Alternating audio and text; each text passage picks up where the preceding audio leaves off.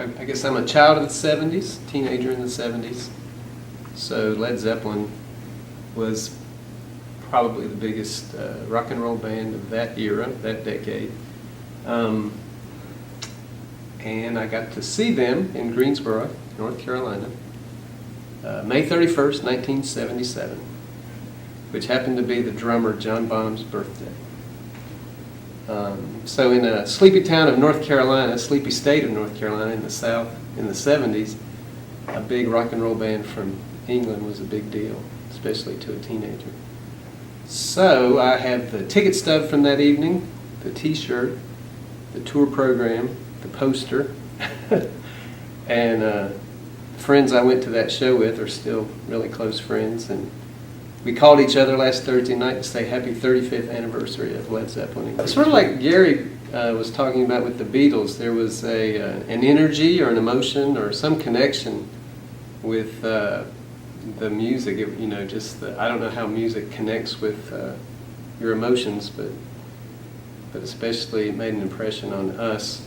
You know, they tend to be a band, I guess, that appeals to young males.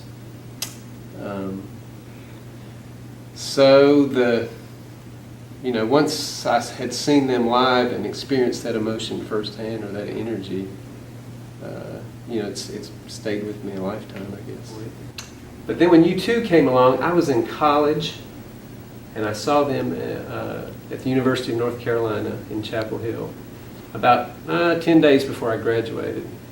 And they had the same energy, or a similar energy, as Led Zeppelin, and Led Zeppelin had broken up my sophomore year in college when the drummer passed away. But so I think I just transferred my loyalty from one band to the next, and U2 is one of those rare bands who have actually stayed together 30 some years. So I can't stop collecting until they break up, I guess.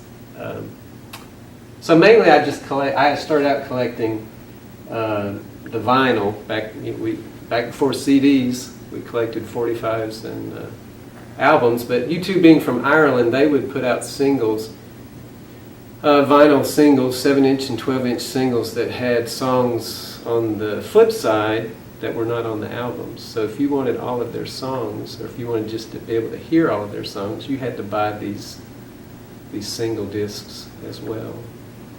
So that's what's in here is mostly just and they would put out like orange. This is an orange vinyl, and there's a yellow vinyl. That yellow vinyl is probably the first thing I bought at a record bar. Do you remember record bars? They were a chain.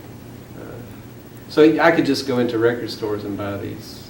I didn't have to go to conventions necessarily, or way before eBay. My most prized possession or memory. A lot of my things that I value the most are from memories of going to the shows. But I have a photograph of actually getting to meet the band and shake their hands and thank them for their work. And Holly took my picture. My wife took my picture with each one of them shaking their hands. And that was in 1986 in Atlanta, Georgia.